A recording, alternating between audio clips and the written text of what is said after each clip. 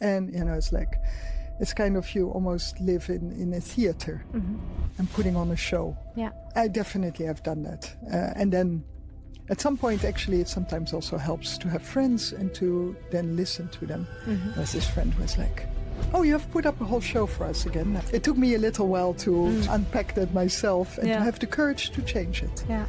And to show the cracks. Yeah. That's where the light comes in. Don't confuse grit with well-being. So I thought, if you just work hard enough, if you perform, if you just do the thing, then you're successful.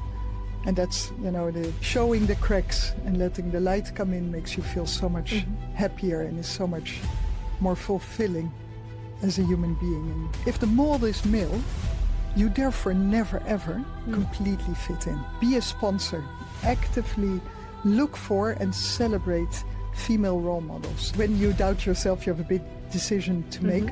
What helps is, the most unrealistic expectation that you can ask of a parent is... Marijn Wiersma, corporate anthropologist, strategist, shaping the future of impact. She's at the forefront of moving capital toward women and making change happen where it matters most. Over 90 countries, countless conversations with leaders, innovators, and changemakers. Author of SOS, a navigation guide for women at work, showing everyone how work can be fairer, more productive, and more inclusive. What's a belief you once held about yourself that you've completely rewritten? What do you think it is that makes even the most senior leaders have those moments of doubt and self-sabotage? How did you do it? Have a meaningful career and raise 4 children. If you could gift one lesson from SOS to your younger self, what would it be? Most overused but least helpful advice in the workplace. I'm going to ask you another question. So we discussed this mental reframe. What would it be to eliminate this fear of not good enough or this imposter syndrome? What would be your magic if you would have a magic wand? Welcome back to Catch the Upswing. I'm really excited to be joined today by my colleague and dear friend, Marijn Wiersma. She's an impact strategist, corporate anthropologist, and one of the authors of SOS, a navigation guide for women at work. And we'll talk about all kinds of topics related to this book, your personal journey, and other topics. Welcome, Marijn. Thank you very much. Looking forward to having this conversation with you today, Jessica. Me too. So, Marijn, your co-authors come from wildly different worlds. And let's start right there. A sociologist, a lawyer, a geographer, and a vet walk into a bar. What happens next? Lots of things happen. I think the most important one is beautiful synergies, but also very different perspectives. Because not only do we have different backgrounds from an education point of view, we're also different generations, 20s, 30s, 40s, 50s. So it brings a wealth of different viewpoints and experiences, all from the Netherlands. So in that sense, not diverse, but background and age have made this into a beautiful mix and a beautiful journey. Also, it has taken a lot of time. Writing a book requires a lot of patience. And a lot of collaboration, I imagine, when you have those 4 perspectives feeding in. Yeah. So to keep everybody happy has been part of my job. I think it's always part of my job in a way to make sure that everybody feels that their voice is being heard and that people keep working together towards a common goal. And it was no different with the book. We had, I think, the youngest author, Tessel, and I'm the oldest author. We had a bit, we differ enough to have no conflict on the horizon. The middle 2 were closer in age and had more opinions to share and to, I won't say to fight over, but to work through. And that has been a really wild and beautiful journey. Amazing. And well, we're really excited to now have the book. I know this book has already traveled the world. You went on a book tour. We shared it with a lot of people in our global community and have really heard amazing feedback. So I'm excited to dive into topics from the book, but also a bit more kind of behind the scenes insights about your own journey. And I'd love to start, with your own experience, because of course the book also has a wealth of information and lived experience from all of you. And so when you think back, when in your own career journey was there a moment when you felt like you needed your own SOS? I think when I needed it most was probably end 20s, early 30s, really early on in my career. I actually, interestingly, had 2 female role models. But I think I had to deal with this first generation of female role models. And they weren't per se always the most relaxed and inspiring people, because they had to fight so hard to get to where they were. That they were big personalities that had to of women that had to fit into a man's world. So I found that very confusing, how to deal with these type of leaders. And I could have used some advice there, from this book. And was there, like in those days of your career, was there any, resource like this available to you? Or did you have mentors that you could access, like in those very early career years? No, actually not many. So there were really few role models around me. I mean, in my family, my dad worked full time. My mom did also have a job, but she kind of catered that to the job of my dad. No, I didn't have many role models, and that is difficult. If there's nobody to aspire to or to think along certain things. Also, sponsors at work. When I started, I was employed by the United Nations with a 7-week-old baby. I started working. Wow. 6-week-old baby. I started working and traveling, and then years later found out that under UN rules, you're not even allowed to come back to work before your baby is 10 weeks old. But nobody cared to share that piece of information with me. I have a lot of questions actually about motherhood, so we'll come back to that topic. But if we go back to you were as a young woman entering the workplace, was there a moment when you realized, when you first realized that you yourself believe in your voice as a leader, and that voice matters? Yes, there were different moments. I think probably the earliest one was working for the United Nations in Ethiopia. I was responsible for an urban project. And so when it was the biggest standalone office of the World Food Programme. And so a lot of high-profile people would come and visit Addis Ababa, and then they had no time to travel. So they wanted to see my project. So I have been leading all kinds of executives around Addis Ababa.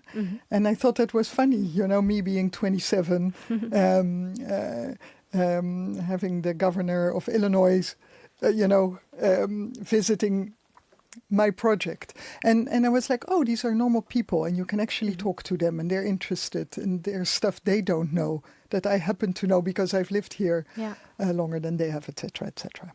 So I think that was the first.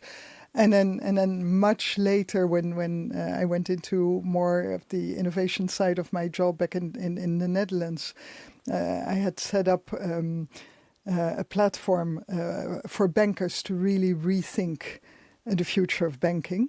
And a friend of mine and I had organized a seminar for bankers in the Netherlands, and we designed it, created it, and then the other moment, that you feel you step into a new leadership role is when I was standing in front of an audience of 300 people with 10 CEOs of Dutch banks on the first row, and I was holding the microphone, and it was my show, and I was like, wow. Wow. Yeah. And how did that happen? Was that your own initiative to just, go ahead and do it? Or was there somebody who trusted you to play that role and who, kind of encouraged you to do it?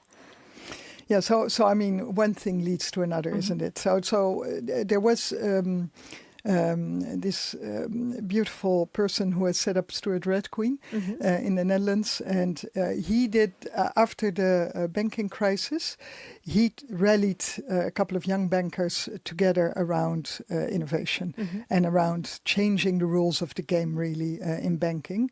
And so from FMO, where I was working then, Linda and I put up our hand, and we've been very, very active in that think tank.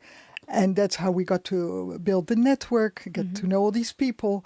And from there, together with a friend of mine, he was like, once that group was fading a bit, kind of had run its course and had all kind of debates with CEOs around, it's not about more rules, it's about different behavior.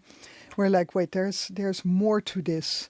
And so the two of us continued where that group left off in a way. Nice. So it's kind of a combination of a number of factors, but it's incredible to hear that also as a moment, where you kind of jumped into it, you had the courage to do it, and then you got that, that kind of feedback as well, that your voice matters. Yeah. It's a great stories.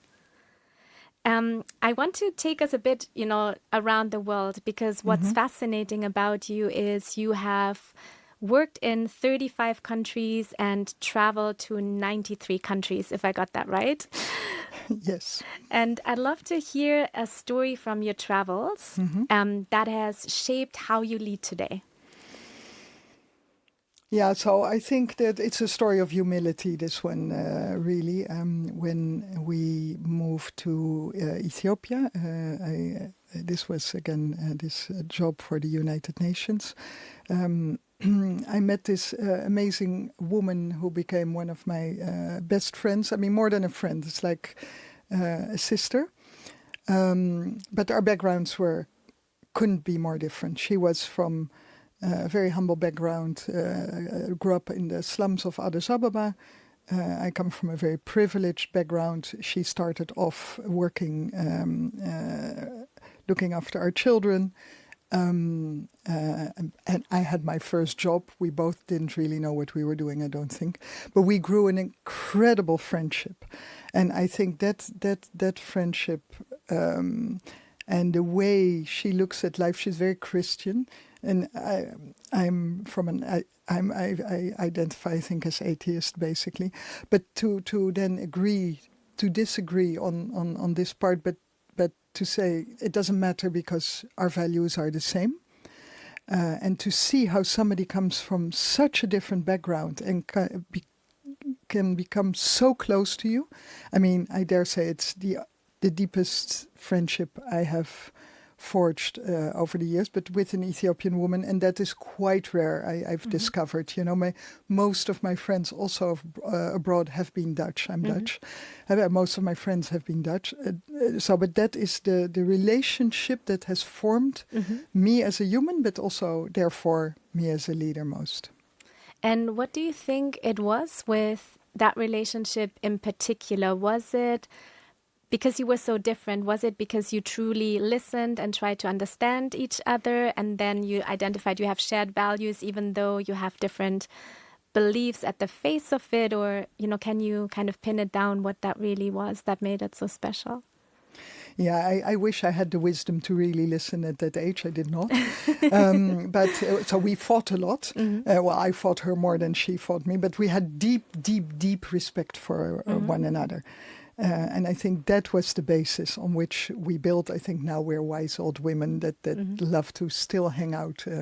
If I travel, she tries to join me. We have sleepovers in hotel rooms, and just to spend time together to be able to talk, etc. Nice. I don't think we started off on a wisdom foot, but just she is. After we moved away from Ethiopia, I lived with my family in Ecuador. She was genuinely the only person that I missed. Because I wasn't sure if I would see her again. I knew my family, I would see them, they were in my life, so I didn't need to miss them in a way, I think. But with her, I wasn't sure, and I couldn't bear the thought of not seeing her again. And then after that, we moved to Zambia. She joined us, and anyway, it's a long story, but she is now wildly successful and amazing. I mean, she always was amazing, but she has developed. So really like a friendship for life and different phases of life. Yeah, amazing. So the other, question I had as I was reading the book was, it's so interesting, all of these different topics that you dive in, and it's really, like human behavior, psychology, system level, individual level, kind of society, how organizations are built. And it must have been so interesting doing, like observing that and writing that as an anthropologist. So I wonder, as you were writing that book and still interacting in the workplace, did you experience the workplace differently, and how? So I think I've always done participatory observation, which is what anthropologists do. I love it, yeah. So you kind of put yourself a little bit outside of a situation and look inward. And so you keep a little bit of a distance and watch, observe. So I think what this book has done is to make that process explicit. It's kind of implicitly what I've always done, and all of a sudden that became much more explicit because you are. I've always been observing what the unwritten rules of the workplace were and trying to decode them, but trying to put that down on paper made that a very explicit journey. Yeah. So I would love to take us into some concrete aspects of the book, so some of the topics. And a big one is guilt and perfectionism. And so you talk about this a lot in the self part of the book. So for our listeners and viewers who haven't read it yet, the book is structured into the self, the other, and the system level. So you're looking at the issue from different levels. So in the self part of the SOS model of the book, you talk about guilt and perfectionism. And what I wonder is, where do you think these feelings come from? Because they're so widespread, but where do they come from? And then, once we kind of unpack that, how do we unlearn those things? Those are really big questions. I wish if we would have cracked those nuts, I don't think we would be where we are today. But let me try. So I think, first of all, it's the underpinning social construct that we operate upon currently is patriarchy. We have a patriarchal model or foundation for our society, and I think it no longer serves us.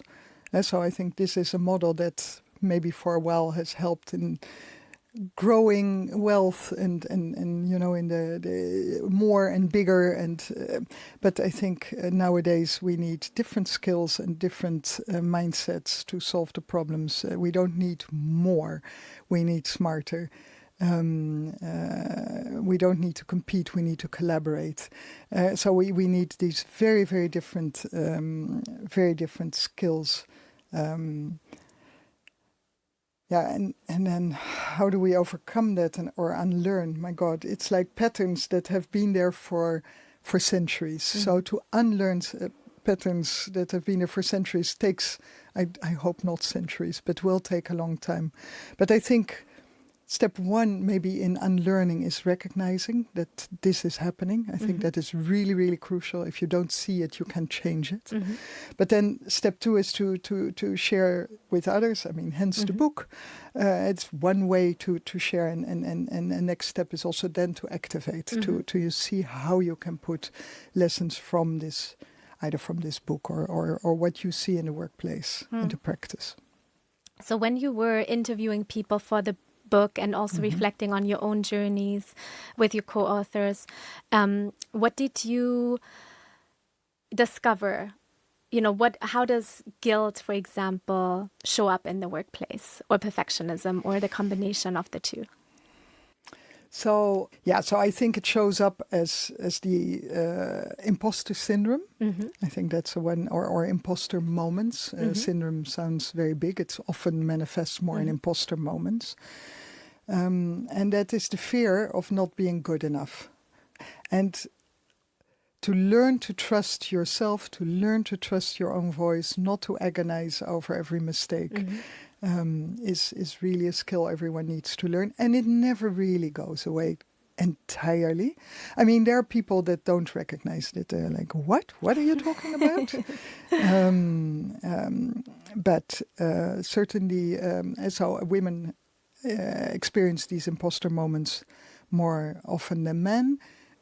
And then this grew, and it's a larger percentage of the women. It's, I think, I don't know where this research comes from, but 70% of women experience imposter syndrome. It also means 30% of them don't, and go like, what's this? No, I never feel that way.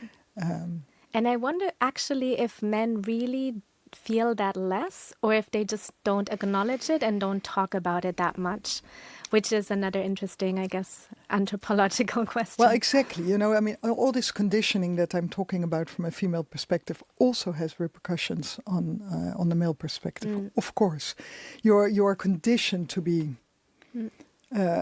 stoer, we say in Dutch. You know, to be certain, stubborn, and to hold yourself and not to be vulnerable, and that also plays into this. Yeah.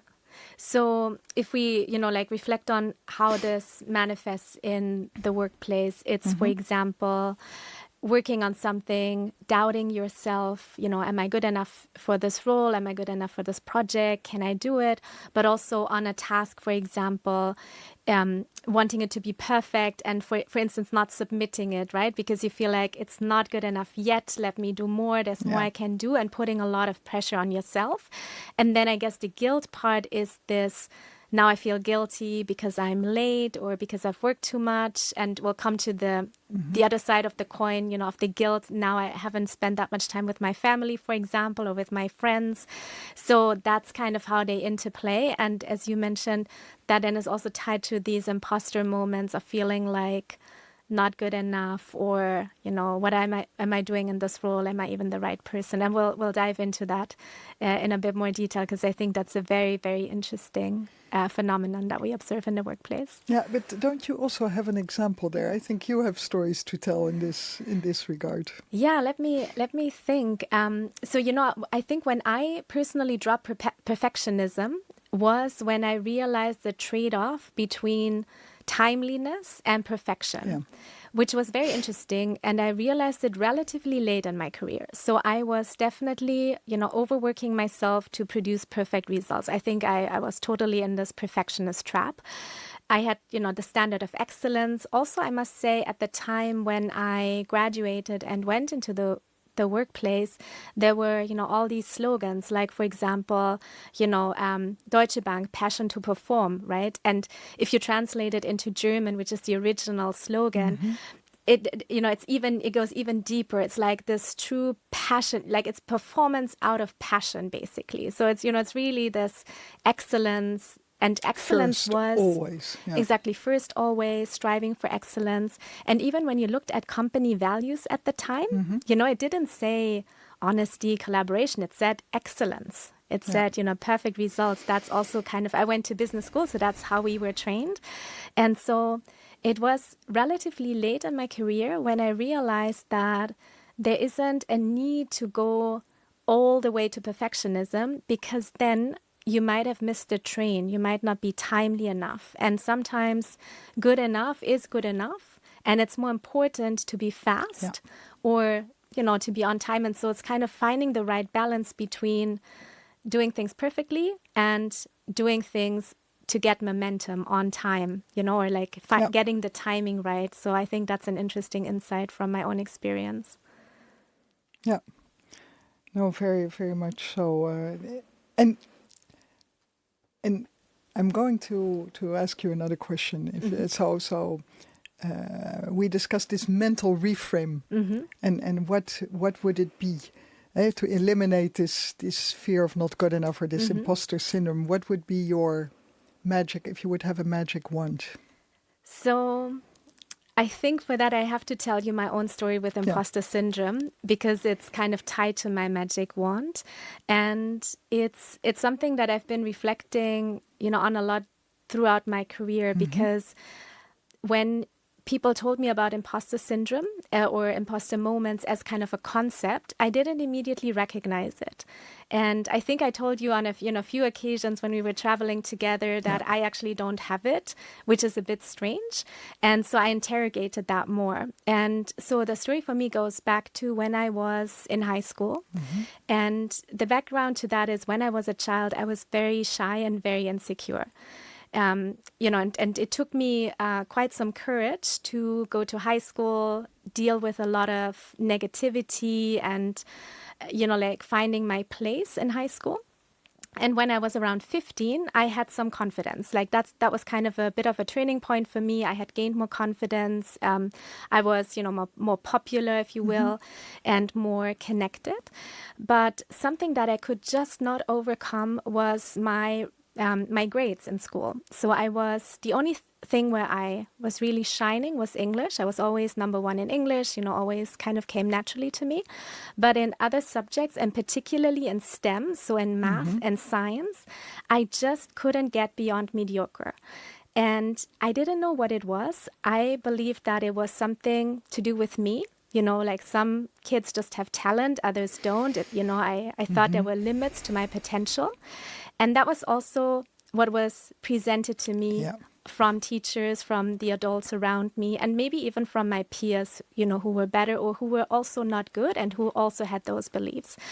And at 3 years before I graduated, so that must have been around 16, so from 16 to 19, at the age of 16, together with 3 friends, we decided to change school. So to try an adventure, go to a new school in our town, but completely different environment, different friends, everything new. And we all felt like we wanted a fresh start. Among those friends were 2 who were really good in school and 2, me and another one who were not so great, and especially not such a great reputation with the teachers. And so we went to the new school, and I saw this not only as a fresh start, but I saw it as a social experiment. I called it a social experiment. And I was curious to see if nobody knows me, the teachers have no history about me, would they judge me differently? And it was mind-blowing because they did judge me differently. It was really a clean slate to build a new reputation, to just, be myself, but be perceived differently. And within a few months, I had straight A's in math and in physics. My parents thought I was going, had become a different person. My family attributed it to me studying more, being different. But I actually knew that I wasn't different. It was the teachers who perceived me differently and who then also mentored me differently because they saw more potential. I think the other teachers had kind of given up on me. And at that time, there was another really interesting moment, which was in social class, like in social science classes, when we talked about philosophy. And I was introduced to the German philosopher Immanuel Kant, who I found really fascinating. And there's this very famous saying from him that I think the original translation is a bit different. But if you use the literal translation, it's basically have the courage to use your own brain.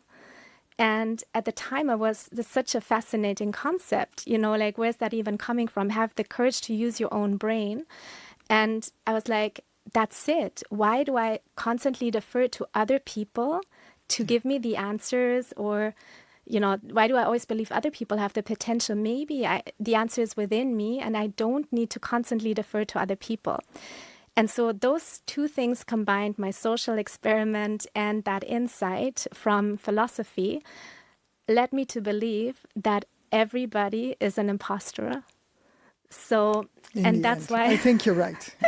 And that's why I was like, okay, for me, I always thought that there were limits to my potential, but actually that experiment taught me that the limits are often in our heads, or it's other people who are not believing in ourselves. And from that moment on, I really, I didn't buy it anymore, essentially. And so I I graduated, went to university, went throughout my career, experienced a lot of struggles, a lot of really negative things. But every time somebody, challenged me or questioned my belonging or tried to undermine me. And I doubted myself. In those moments, I reminded myself that I had been there before and I'm not buying it anymore. And, I think now I'm laughing about everybody's an imposter, but there's also this saying, everybody cooks with water. And I think that's what it is, right? It's often this illusion that some people are superior, but in reality, it's our own limitations that are holding us back. And so the magic wand, is it courage? Is that what it is?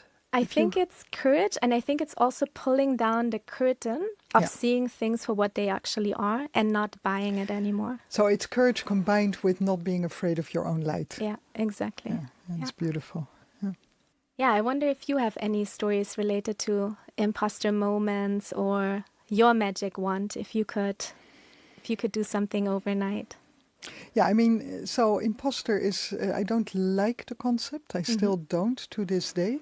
But when we start a podcast, I think, why am I in this chair? And then I think, why not me? It's like, maybe because you kind of write books and do stuff. And, an amazing book. Yeah, exactly. But it's interesting to, well, exactly as you say, to have the courage to step into your own light and say, why not me?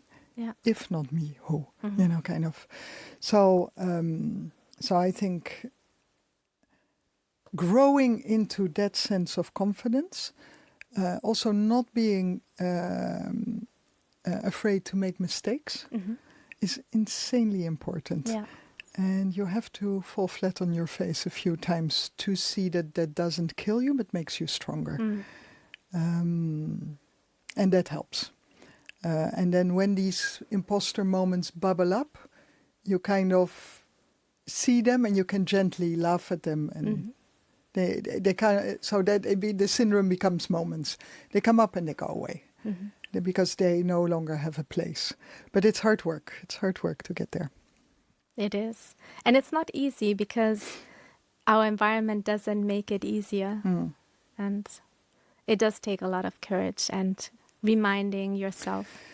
And showing up again and again and again and being okay with, being okay with it. So, you fall, you get up on your feet and you continue and spend as little time as possible in between beating yourself up, because that's really lost time in the end. There's lessons to learn them and then move on. Yeah. The other thing I've seen work for women who find it more challenging to believe in themselves or, to overcome those moments is not to make it about yourself, but about other women, which is, it works for equal pay, right? If you know that you're negotiating not only for yourself, 100%. But for other women, it works. But also just thinking, if I keep showing up again, I'm not only helping myself, I'm setting an example for other women in the workplace. Totally. Yeah. Couldn't agree more there. It is crucial to keep going and keep being the example. It's about also avoiding, self-sabotage. I think we get all too good at sabotaging our own actions or downplaying. I think I gave a beautiful example just now, why am I here? And then I even think, should I even be saying that?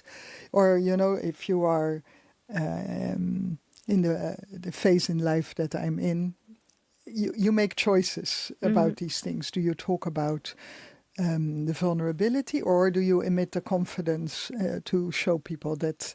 Because in the end, I feel confident. So that is now my base case, but it wasn't when I was 30. It sure wasn't. And so what do I choose to show also? Yeah. But I think I always value vulnerability over showing off or confidence. Yeah. And it's so interesting because what you just shared, that moment of doubt, etc., and should you share that or not? I think it actually shows the greatest confidence and courage that you do share it. And you share it because you know that other women may feel the same and they look up to you. And so knowing that you also have those moments helps them, see that they're not alone with that. And that we also see it in the most senior leaders. But also it really shows, that you own it and that you have the courage and the confidence. That's like true confidence for me, being able to share those vulnerable moments. Yeah, and sometimes you forget that you've lived through all these different moments to get you where you are. And you have to be really conscious about these things that you've learned in life to realize that others are not there yet and need a bit of help or a little push or an extra nudge or an extra compliment or an extra positive encouragement. Yeah. What's a belief you once held about yourself that you've completely rewritten?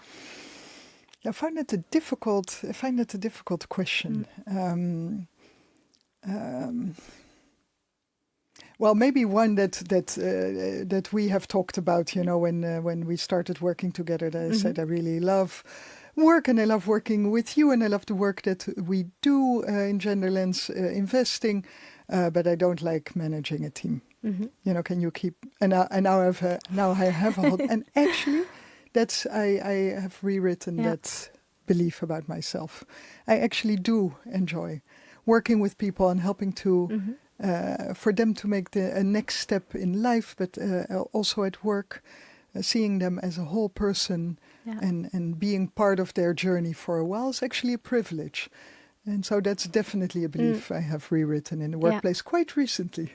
And I remember when we designed the org chart, I was like, no people reporting to Marijn. She doesn't want anybody on her, reporting formally into her. And then, just a few months later, I was like, that's nonsense, Marijn. People enjoy working with you. They look up to you. You're a mentor for them. But also, not only that, right? You're also just a really good people person. And so... Yeah, so definitely rewritten that belief about myself, What do you think it is that makes even the most senior leaders have those moments of doubt and self-sabotage? That they're human.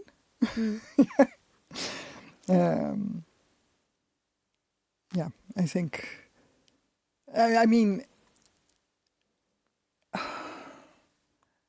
It's the teachers in school, it's the parents at home, it's the way we have been conditioned, and some have had a real lucky hand in meeting great people consistently, but those are very few and far between. I think we all have had our own struggles with whichever way these criticisms or unjust beliefs about who you are or what you're capable of come from. And so I think that creeps in moments of when you're really tired or when you're really angry or, and then it can turn into self-sabotage. It doesn't have to, but it can. Yeah. And so it seems like it's a human experience, but because women get challenged more and conditioned to, be more modest or to doubt themselves more, that's why we tend to see it more in female leaders. Yeah.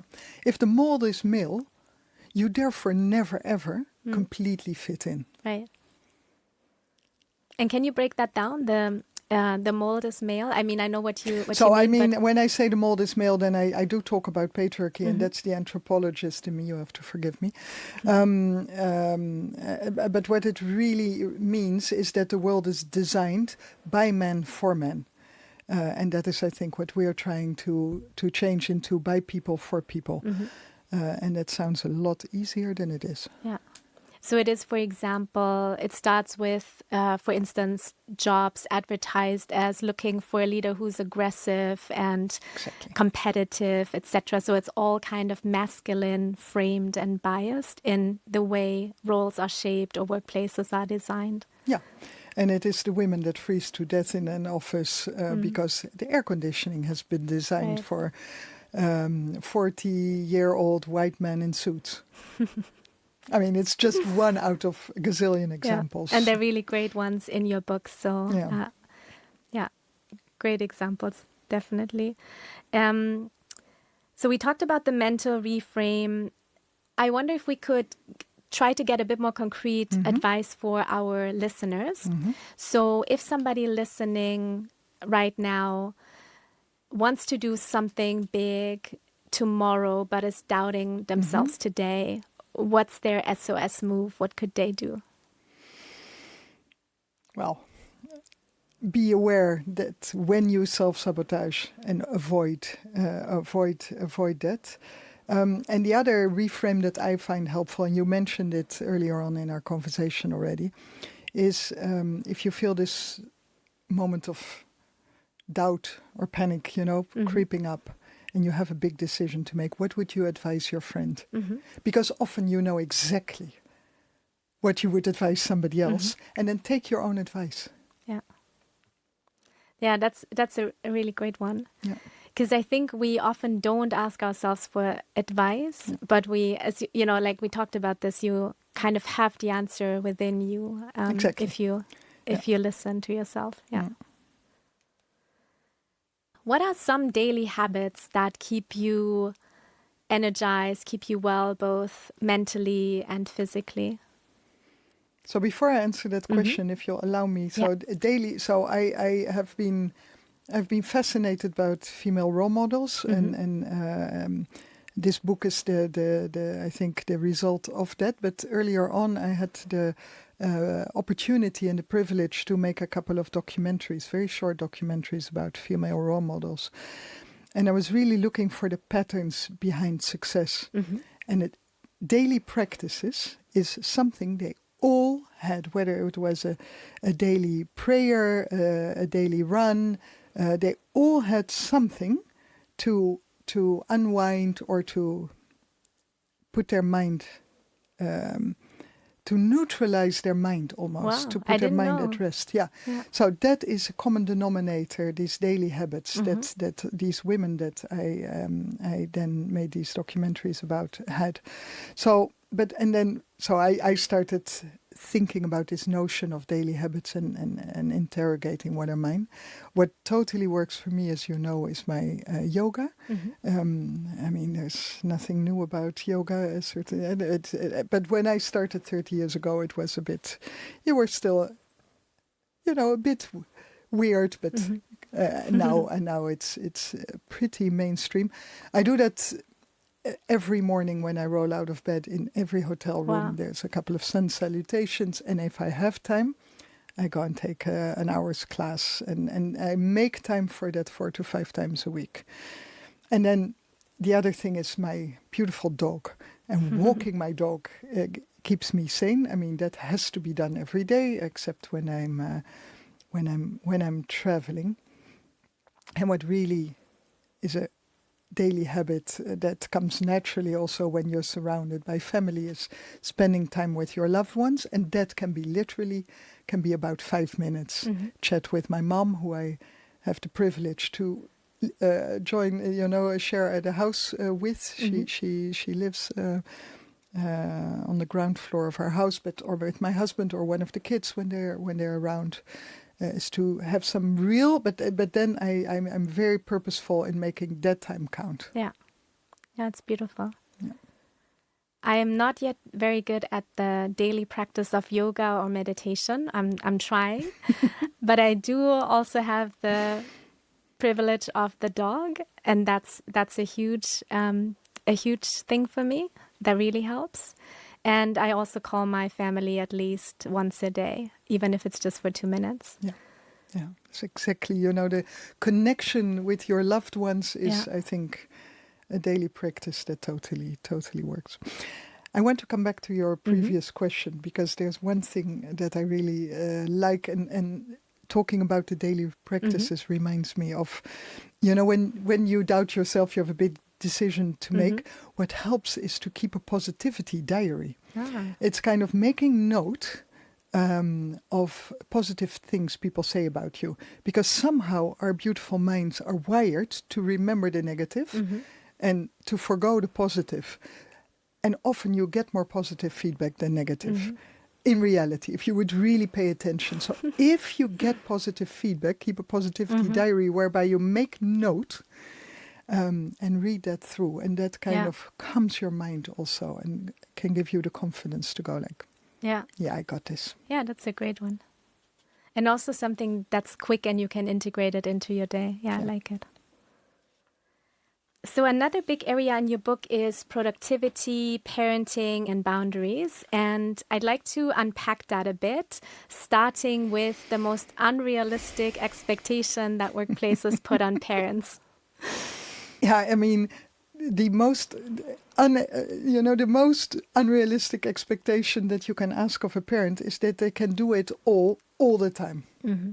It's just not how life works. It really isn't. You can't do it all the time. And so, how you can change that is to really, listen, truly listen, but then not only listen, also hear. If you listen and you don't hear, it makes no difference to what people are saying and what they need. And see if you can adapt. Offer flexibility. I think it's the one big lesson COVID taught us, is that flexibility in the workplace works for parents. I mean, there's a lot of things about COVID that did not work for parents, but flexibility does. And somehow can we value raising kids? I've always put on my CV that I have 4 children because to me it's a no-brainer that raising 4 children is an asset. And there's many moments in my life that I thought it was a relief to go to work because that was so much easier than raising those children. Yeah, I remember you told me. Before we continue, I wanted to give a shout out to a resource that's really useful if you're thinking seriously about care. Core Global has created the Care Economy Knowledge Hub, and it's one of the most practical, grounded collections I've seen on what the care economy actually is, why it matters, and how it shows up across policy, business, and everyday life. It brings together research, real examples, and tools that help move the conversation beyond care as an abstract idea into something measurable, investable, and actionable. You'll find the link in the description below. So that's another area I would really like to hear more about. You've successfully raised 4 amazing kids. You've also had a meaningful career the whole time. And at the beginning of this episode, you shared this, quite difficult situation where after, 6 weeks? With a 6-week-old baby, you had to go back to work. What was it like? Were you often pushed into going back to work quite early and navigating, or how did that change with the 4 children? And, how did you do it? Have a meaningful career and raise 4 children? Well, I think a great partner is crucial. I mean, it is almost impossible to do this alone. So I've had the luxury and the luck of an amazing partner that has truly shared the burden of raising kids. Also, I've decided to be unapologetic about work, and because I like to do it and I can't help myself. And this is what I have a contribution to make, and I have a drive that kind of, it's almost, it feels sometimes bigger than me. It's kind of it's so unapologetic about me wanting to be in the workplace. And I think I have made my peace fairly early that you can't have it all. And that's okay. So you can't be perfect all the time everywhere. It took me a little while, in the beginning I was like, my life has to look perfect. If friends come for dinner, not only does there have to be perfect dinner, but, also the house has to be clean and the children shouldn't shout. And, it's like, it's kind of you almost live in a theater and putting on a show. Yeah. I definitely have done that. And then at some point, actually, it sometimes also helps to have friends and to then listen to them. There was this friend who was like, oh, you have put up a whole show for us again now. That, it's like, just forget it, I mean, relax. And I've learned to relax. Nice. Yeah. And I know that that's something that a lot of parents really struggle with, this, and it goes back to this feeling of guilt. Yeah. So feeling, guilt for not working hard enough, supposedly, or feeling guilt for not being there for their children or for their family. When you say you've become unapologetic, does that mean that you've overcome those moments of feeling guilt? Yeah, I think I rarely feel guilty anymore. I have felt very guilty. And what was it? Was it this, what you mentioned, unapologetic because of the bigger purpose that your work contributes to? Or what was it that helped you overcome that guilt? Yeah, so I think it's several things. It's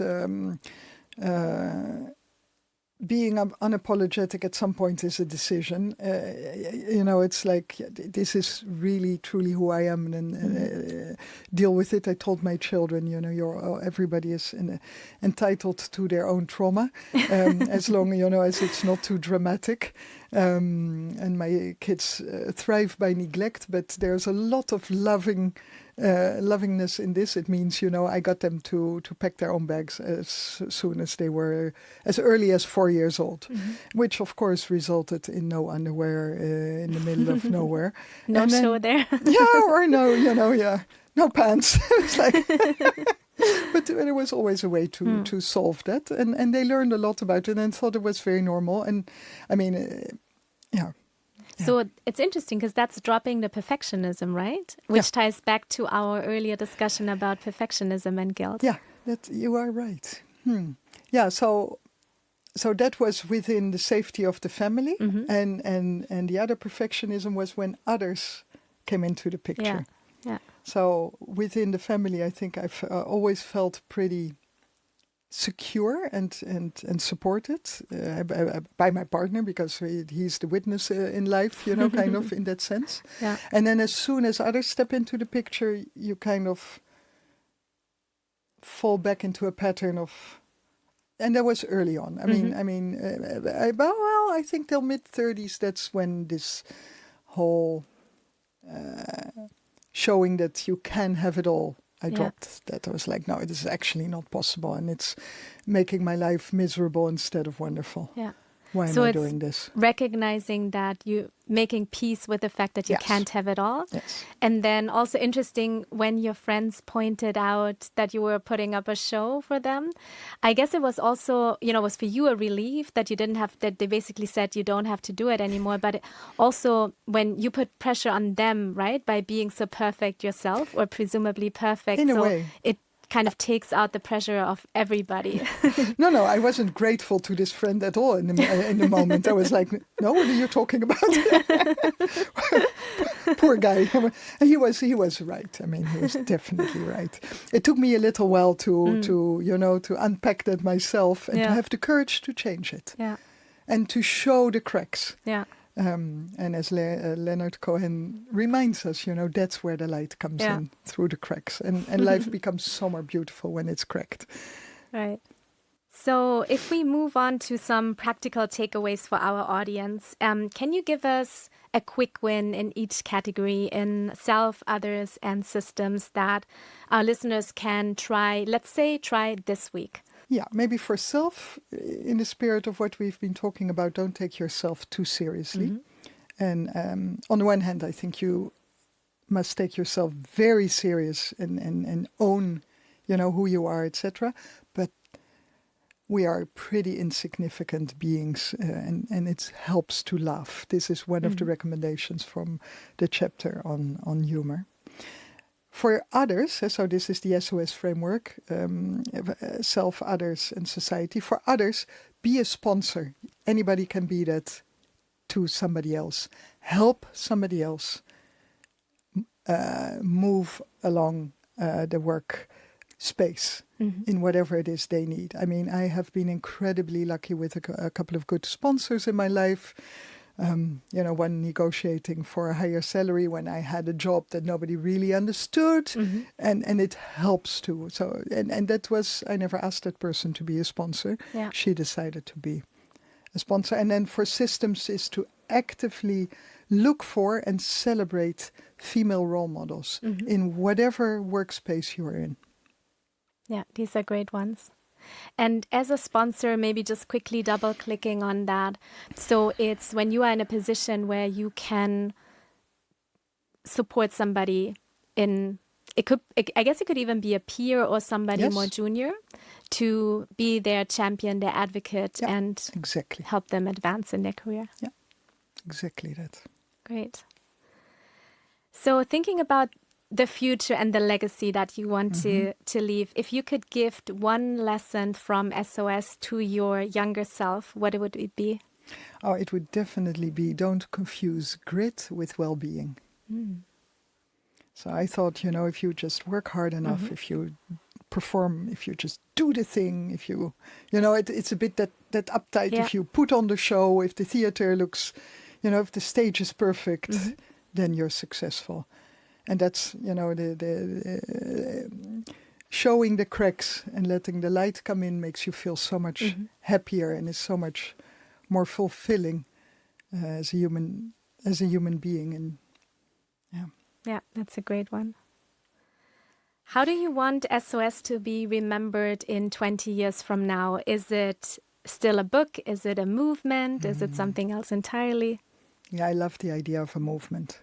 I really think it has the potential to turn into a movement, to make the workplace healthier and happier for all. I think that is very much what the book is about. Yeah, great. What do you hope to leave behind for the next generation when it comes to your work? God, that we no longer have to have conversations or write books like this, honestly. I mean, that we have created a level playing field where everybody can thrive and where, a true meritocracy. But that's difficult because who decides what good looks like? And that's skewed at the moment, and that is skewed towards this male mold that we discussed earlier. If our listeners take away just one message from this conversation, what would it be? Yeah, it has to be something around the good is good enough. The 80-20 rule.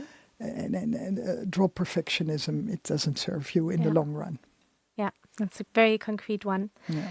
So rapid fire round. Favorite chapter to write?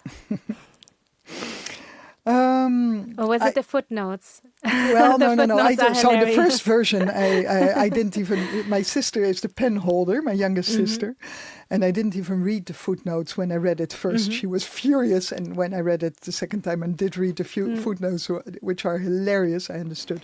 So for our listeners who haven't read the book yet, there's a lot of humor in the footnotes, so make sure to read them. Exactly, it's a heavy topic. It's a light read. Yeah.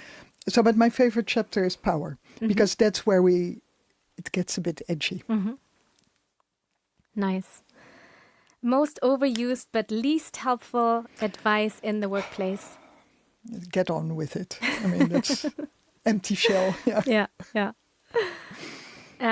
What's one book every leader should read besides SOS? Yeah, I think that is an easy one for me. I think, and I really, really encourage everybody who hasn't read Jacinda Ardern's book about a different kind of power. It's really called A Different Kind of Power. To read that. It gives a truly different perspective of what it means to lead. Great. And is there an SOS tip you use every week?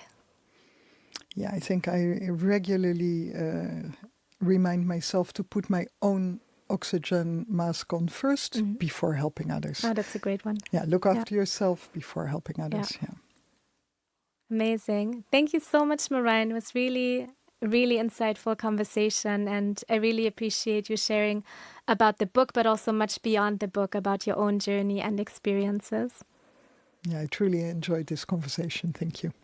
Where can our listeners get your book?